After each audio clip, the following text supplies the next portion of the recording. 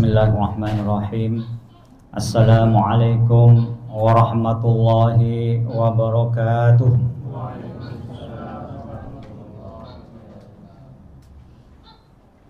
Alhamdulillahi rabbil alamin. Innallaha huwal fa'alul lima yurid. La yakunu syai'un illa bi iradatihi wa la yakhruju syai'un an masyiatihi.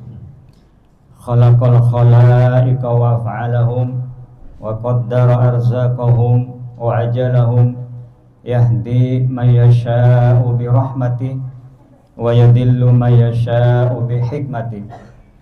Wajib alaina bil ikhtiyari wa ba'dal ikhtiyari fatawakkal 'ala Allah fa huwa hasbuh. Amma ba'du, al-mukarram Syekhul Mursyid Fahmi hafidhakumullah, para asatidah rahimakumullah, ikhwani rahimakumullah.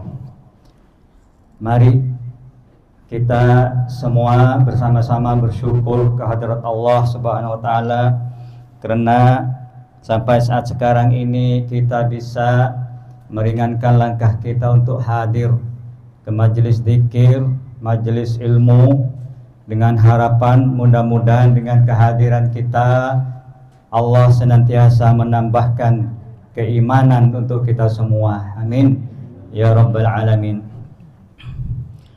Mari sebelumnya kita mengajak kita bersama yang sangat penting hidup ini kita tashihun niyah, kita memperbaiki niat kita. Jadi karena detik-detik kehidupan di dunia ini akan menentukan nasib kita selamanya di akhirat nanti. Maka dari itu betul kata yang disampaikan ulama sufi, karena sulit niat itu kadang-kadang kita abaikan, karena ulama sufi menekankan kepada kita salah niat sia-sia amal. Meskipun amalnya baik, kadang-kadang kita tidak ada nilai di sisi Allah Subhanahu wa taala. Dan Nabi Muhammad bersabda, "Kam min amalin yatasawwaru a'malul akhirah fasara a'malud dunya bi khata'in niyyah." Jadi banyak amal yang menggambarkan amal akhirat tetapi menjadi amal dunia. Kenapa? Karena kurang tashihun niyah, kurang lurus niat kita. Jadi apa kelanjutannya? Kata Nabi, "Kam min amalin yatasawwaru a'malud dunya fasara a'malul akhirah bi husnin niyah." Banyak amal yang menggambarkan amal dunia, fasara a'malul akhirah, maka jadi amal akhirat li husnin niyah, maka karena lurusnya niat kita. Maka dari itu mari untuk kita duduk di sini, yang penting kita meluruskan niat, karena ulama sufi berpesan kepada kita tarkul ikhlas bil ikhlas, al ikhlasu tarkul ikhlas bil ikhlas. Apa maksudnya? Maksudnya kata ulama sufi ini, tinggalkan ikhlas dengan ikhlas. Maksudnya keakuan kita ini harus dibuang. Kenapa? Karena innallaha la yuhibbu kulla mukhtalin fakhur. Karena Allah itu tidak cinta, tidak senang kepada orang yang membanggakan diri. Maka dari itu diantaranya kita kewajiban tashihun niyah, meluruskan niat, ya. Para saudara-saudaraku, mari kita ini mentadabburi Al-Quran, karena Al-Quran ini banyak kandungannya, diantara ayatul muhkamat, ayatul mutasabihat, dan juga kisah-kisah sejarah kejadian apa yang terjadi di dunia saat ini kita bisa dilihat dari Al-Quran di hadapan kita ini. Mari buka surat Al-Isra ayat 4-8, ya. Kita akan membaca asbabun nuzulnya dan tafsirnya dan hadis-hadis apa yang disampaikan oleh Nabi. sesuai yang berkaitan dengan surat Al-Isra ayat 4 sampai 8 ini. Jadi buka, perhatikan.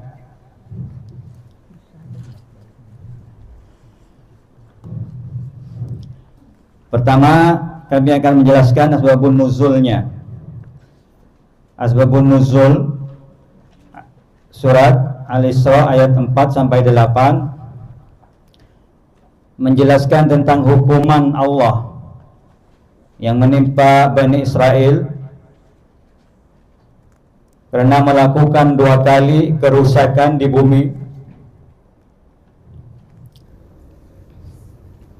Dimulai dengan penyimpangan mereka dari ajaran Taurat dan kesombongan besar yang berujung pada kebinasaan dan penindasan oleh musuh mereka.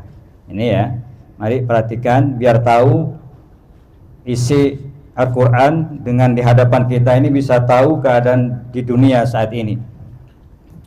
Ayat-ayat ini adalah peringatan Bani Israel dan manusia secara umum untuk kita tidak melanggar perintah Allah, karena Allah akan memberikan rahmat bagi mereka yang bertobat, namun akan kembali menghukum bagi yang mereka berbuat kejahatan. Latar belakang ayat ini, konteks ayat-ayat ini berkaitan dengan peristiwa kehancuran Bani Israel yang diilhamkan oleh Allah dalam kitab Taurat, yang berisi peringatan tentang 2 kali kerusakan yang akan mereka lakukan di bumi. Ya, ini pesan utama ayat ini, tidak hanya merujuk kepada kehancuran di masa lalu, tetapi juga menjadi peringatan dan pedoman bagi umat manusia untuk menghindari kesombongan dan kerusakan moral serta sosial seperti yang dilakukan Bani Israel. Ini ayat 4 sampai 8. Ayat 4 menyatakan bahwa Bani Israel akan melakukan 2 kali kerusakan di bumi dan menyombongkan diri dengan kesombongan yang besar. Ayat 5 sampai 7, perhatikan, menjelaskan bahwa saat kerusakan pertama terjadi, Allah akan mengutus seseorang untuk membinasakan Bani Israel. Namun ketika mereka kembali bertobat dan memperbaiki diri, Allah akan mengembalikan kemuliaan dan kekuatan kepada mereka. Jadi intinya, pengertiannya, Allah memberi kesempatan kepada Bani Israel untuk bertobat. Setelah bertobat, Allah memberi kekuatan kepada mereka. Ayat 8 mengingatkan bahwa Bani Israel kembali berbuat kejahatan lagi. Nah, ini perlu dipahami. Allah akan kembali menghukum mereka dengan neraka jahanam, akan menjadi tempat bagi orang-orang yang tidak beriman. Ini pesan moral dan pelajaran pentingnya tobat. Ayat ini menekankan pentingnya bertobat dari kesalahan dan kembali ke jalan yang benar agar mendapatkan rahmat Allah. Akibat kesombongan, ayat ini menunjukkan bahwa kesombongan dan keangkuhan dapat berujung pada kehancuran, penderitaan bagi individu dan bangsa. Hikmahnya dan peringatan, Allah memberikan peringatan dan kesempatan kepada manusia untuk belajar dari kesalahan dan menghindari kehancuran yang sama. Ini asbabun nuzulnya, ya.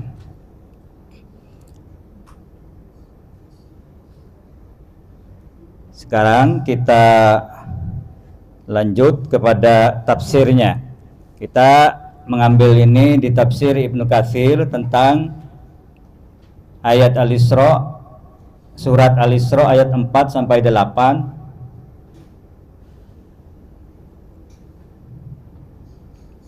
Mari kita baca. Perhatikan. Bismillahirrahmanirrahim. Wa qadayna ila bani Israila fil kitabi la tufsidunna fil ardi marratain wa la ta'lunna 'uluwan kabira. Fa idza jaa wa'du ulahuma ba'athna 'alaikum ibadallana uli ba'sin syadid fajasu khilalad diyar wa kana wa'dan maf'ula. Thumma radadna lakumul karrata 'alaihim wa amdatnakum bi amwali wa banin wa ja'alnakum aktsara nafira. In ahsantum ahsantum li anfusikum wa in asatum falaha fa idza jaa wa'dul akhirati liyasu'u wujuhakum wa liyadkhulul masjida kama dakhaluhu awwala marratin wa liyutabbiru ma 'alau tadbira. Asa rabbukum ayarhamakum wa in udtum udna waj'alna jahannama lil kafirina hasira. Mari perhatikan. Dan telah kami tetapkan terhadap Bani Israel dalam kitab itu, ya, kitab sisi Allah, sesungguhnya kalian akan membuat kerusakan di muka bumi ini 2 kali, dan kalian pasti akan menyombongkan diri dengan kesombongan yang besar. Maka apabila datang saat hukuman bagi kejahatan pertama, dari kedua kejahatan itu kami datangkan kepada kalian hamba-hamba kami yang mempunyai kekuatan yang besar, lalu mereka merajalela di kampung-kampung, dan itulah ketetapan yang pasti terlaksana. Nah ini Pak, ya, perhatikan. Kemudian kami berikan kepada kalian giliran untuk mengalahkan mereka kembali, dan kami membantu kalian dengan harta, kekayaan, dan anak-anak, dan kami jadikan kalian kelompok yang besar. Jika kalian berbuat baik, berarti kalian berbuat baik bagi diri kalian sendiri, dan jika kalian berbuat jahat, maka kejahatan itu bagi diri kalian sendiri.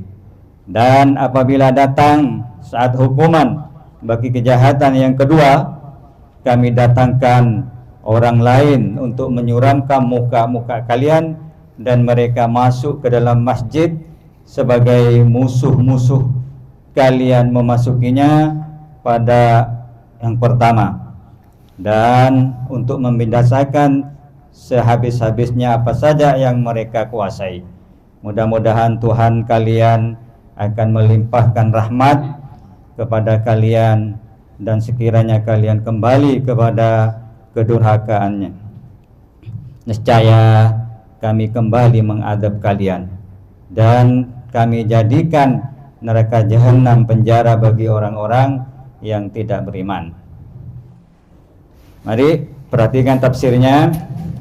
Allah Subhanahu wa taala memberikan bahwa sungguhnya di dalam kitab itu Dia telah menetapkan terhadap kaum Bani Israel. Dengan kata lain, Allah tetap memberitahukan terlebih dahulu kepada mereka di dalam kitab yang diturunkannya kepada mereka bahwa mereka kelak akan berbuat kerusakan di muka bumi sebanyak 2 kali, dan mereka berlaku menyombongkan diri dengan kesombongan yang besar. Jelasnya mereka akan berbuat sewenang-wenang, melampaui batas, dan durhaka terhadap orang lain. Jadi makna ayat ini sama dengan apa yang disebutkan oleh Allah dalam ayat lain melalui firman-Nya. Apa kata Allah? Bismillahirrahmanirrahim. Wa qadayna ilaihi dzalikal amra anna dabira haula'i maqtu'um musbihin. Ini kata Allah. Dan telah kami wahyukan kepadanya Lut perkara itu, yaitu bahwa mereka akan ditumpas habis di waktu subuh. Al-Hijr ayat 66, ya. yakni telah kami beritahukan terlebih dahulu kepada Lut akan kesudahan yang menimpa kaumnya nanti. Allah berfirman, wa idza jaa wa'du ulahuma, maka apabila datang saat hukuman dari kejahatan pertama dari kedua kejahatan itu. Ini kata Allah. Jadi maksudnya, bila telah tiba saat pembalasan bagi kejahatan yang pertama di antara kedua kejahatan, nah ini perhatikan ya, Allah Maha Adil. Kata Allah, ba'atsna alaikum ibadallana uli ba'sin syadid, kami datangkan kepada kalian hamba-hamba kami yang memiliki kekuatan yang besar. Ini Al-Isra ayat 5 ya. Yaitu kami kuasakan diri kalian di tangan bala tentara dari kalangan makhluk kami yang memiliki kekuatan yang besar, yakni tentara yang mempunyai kekuatan, perlengkapan dan kekuasaan yang besar. Apakah lanjutnya ayat? Fajasu khilalad diyar, lalu mereka merajalela di kampung-kampung. Ini Pak. Jadi mereka menguasai negeri kalian dan menempuh jalan di antara rumah-rumah kalian. Jadi datang perginya tanpa merasa takut kepada seorang pun. Ini wa kana wa'dan maf'ula, dan itulah ketetapan yang pasti terlaksana. Ulama tafsir ya, ulama tafsir dari kalangan ulama salaf dan khalaf, ini perlu kami fahamkan. Apa bedanya ulama salaf dan khalaf? Ulama salaf ini dari sahabat, tabi'in sampai ke 300 tahun, ini dinamain ulama salaf. Tetapi setelah 300 tahun Hijriah, setelah itu dinamain ulama khalaf. Apa bedanya? Kalau ulama salaf ini cara menafsirkan Al-Quran, suatu contoh, yadullahi fawqa aydihim, ini dicontoh aslinya, tidak ditakwil. Tapi kalau ulama khalaf itu ditakwil Pak. Nah ini seperti kita ini. Karena apa? Karena tauhidnya kita mendalam. Sedangkan sifat Allah itu mukhalafatul hawadis. Nah ini pendapat ulama khalaf. Itu bedanya ulama salaf dan khalaf ya. Jadi pendapat tentang yang dimaksud dengan orang-orang yang menguasai mereka, siapakah mereka sebenarnya? Nah ini riwayat yang bersumber dari Ibn Abbas dan Qatadah mengatakan bahwa yang berkuasa atas mereka adalah Jalut. Nah ini Pak, jadi penafsirnya di Quran ini mesti pas akan terjadi ya. Jadi bala tentara sesudah berkuasa, jadi kemudian Nabi Daud yang akan membunuh Jalut. Jadi mereka itulah yang disebutkan oleh firman tsumma radadna lakum karata alaihim, kemudian kami berikan kepada kalian giliran untuk mengalahkan hingga akhir ayat. Ini mari kita dipersingkat karena waktu sebentar selesai biar nyambung ya. Nah, selanjutnya Allah berfirman, in ahsantum ahsantum li anfusikum wa in asatum falaha.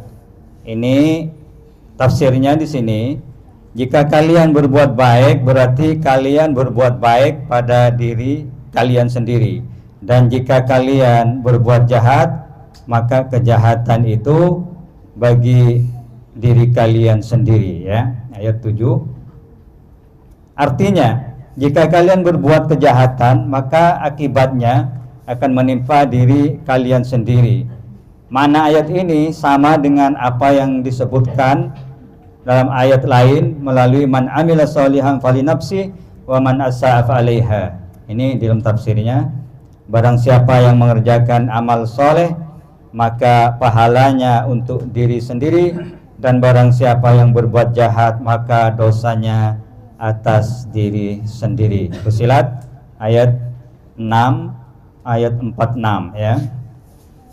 Di sini intinya begini Pak, hidup ini memang harus keseimbangan. Tidak boleh semua kita meyakini betul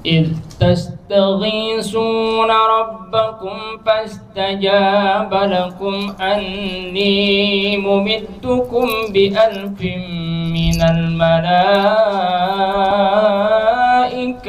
مردفين وما جعله الله إلا بشرى ولتطمئن به قلوبكم وما النصر إلا من عند الله إن الله عزيز حكيم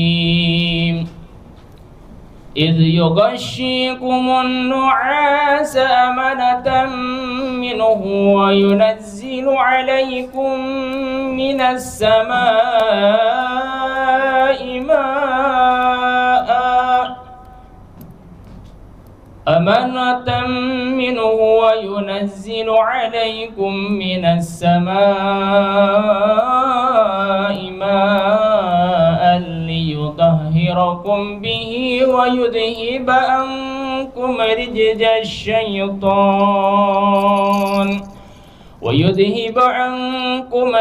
الشيطان وليربط على قلوبكم ويثبت به الأقدام إذ يوحي ربك إلى الملائكة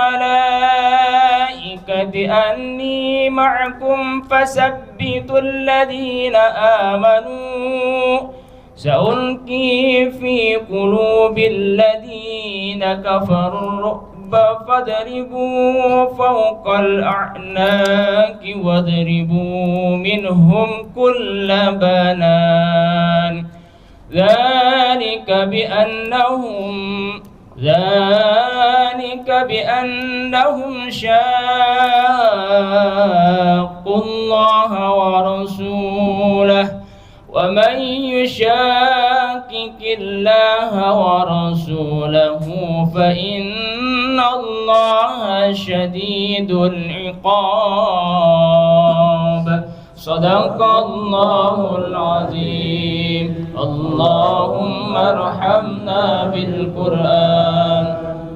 Artinya, ingatlah ketika kamu memohon pertolongan kepada Tuhanmu lalu diperkenankannya bagimu. Sungguh aku akan mendatangkan bala bantuan kepadamu dengan 1000 malaikat yang datang berturut-turut. Dan tidaklah Allah menjadikan melainkan sebagian kabar gembira agar hatimu menjadi tentram karenanya. Dan kemenangan itu hanyalah dari sisi Allah. Sungguh Allah Maha Perkasa lagi Maha Bijaksana. Ingatlah ketika Allah membuat kamu mengantuk untuk memberi ketentraman darinya. Dan Allah menurunkan air hujan dari langit kepadamu untuk mensucikan kamu dengan hujan itu dan menghilangkan gangguan-gangguan syaitan dari dirimu dan untuk menguatkan hatimu serta memperteguh telapak kakimu, yaitu teguh pendirian. Ingatlah ketika Tuhan mewahyukan kepada para malaikat, sungguhnya aku bersama kamu, maka teguhkanlah pendirian orang-orang yang telah beriman. Kelak akan aku berikan rasa ketakutan ke dalam hati orang-orang kafir, maka pukullah dia atas leher mereka dan pukullah tiap-tiap ujung jari mereka. Ketentuan yang demikian itu adalah karena sesungguhnya mereka menentang Allah dan Rasul-Nya. Dan barang siapa menentang Allah dan Rasul-Nya, sungguh Allah sangat keras siksanya. Allah. Perhatikan, jadi suku Yahudi itu ada 12 suku yang keturunan Ibrahim, Yakub. Allah berikan nikmat kepada mereka pada zaman masanya masing-masing. Jadi para anbiya sebelumnya keturunan Nabi Ibrahim, dari Nabi Ishaq alaihissalam, dari Yakub, Nabi Yakub maka lahir namanya Yahuda bin Yakub yang melahirkan suku Bani Israel. Allah berikan nikmat sampai mana wasalwa turun dari langit, tapi mereka selalu ingkar dengan nikmat yang Allah berikan kepada mereka. Dzalika bi annahum syaqqullaha wa rasulahu. Wa may yushaqiqillah wa rasulahu fa innallaha syadidul iqab. Ya. Saya baca langsung ayat 13 dan di atas itu nikmat-nikmat yang Allah berikan. Ya, yang itu adalah karena mereka menentang Allah dan sesungguhnya sifat tentang Allah dan Rasulnya, sebenarnya Allah sangat keras hukumannya. Ya mereka itu, ya dihukum ya 2 kali. Nah itu tidak usah disampaikan. Ya, dihukum 2 kali ya, karena tidak mau mengikuti perintah Allah SWT. Kalau disuruh, dia perintah gini, ya Allah perintahkan, ayo kamu maju, dia mundur. Pedestrian itu begitu, suruh maju mau mundur, suruh mundur maju dia. Ya, nah itu sifat daripada mereka. Oh saya ngasih tahu sama kalian, tolong jalan ini, terus kamu enggak lewat pintu sana kanan, lewat pintu kiri, berarti itu mewarisi sifat Bani Israil. Na'udzubillah, na'udzubillah. Dan di surat tadi di Al-Mursalat, wa idza qadakum murka'u la yarka'un. Enggak mau sami'na wa ata'na dia, tapi sami'na wa asoina.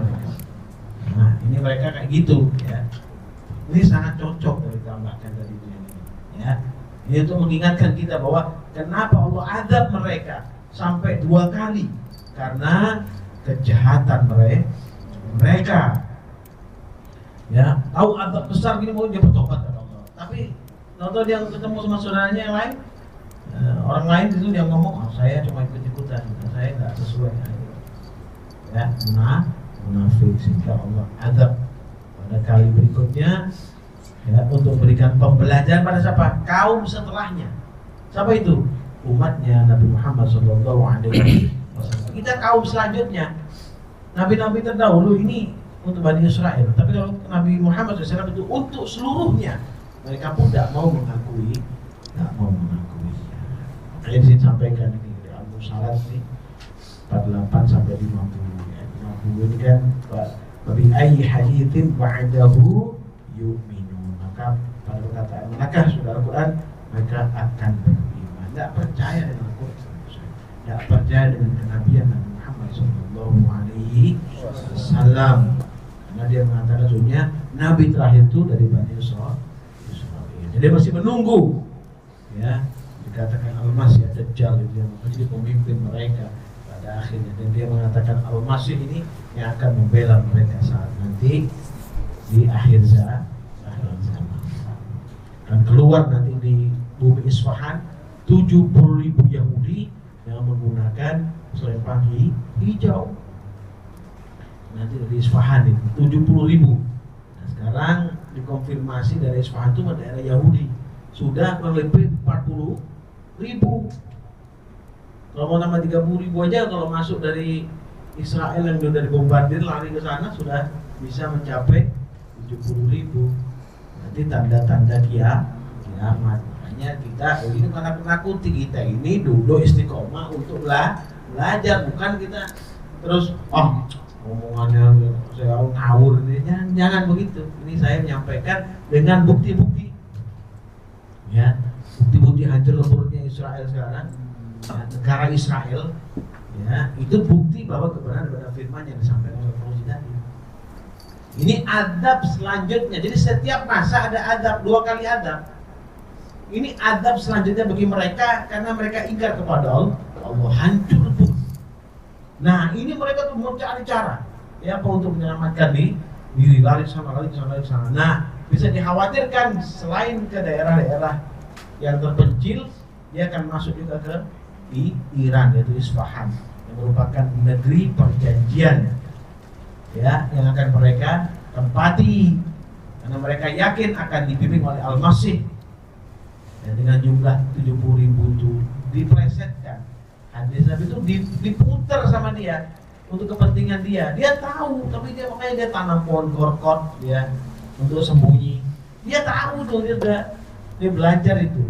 Padahal dia tahu itu kan bakal dipotong, tapi dia merasa nggak percaya dia akan selamat di sana. Nah gitu, itu orang Yahudi. Ngapain aku ngaji?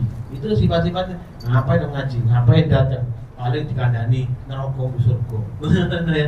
Paling dikandani neraka ambil surga. Wegah kesel. Nah, nauzubillah. Yang ngomong gitu berarti punya sifat Bani Israil. Nauzubillah.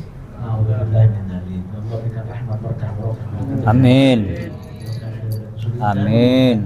Kemudahan kita melaksanakan ujian dan memberikan kita kebaikan di dunia wal akhirah. Amin ya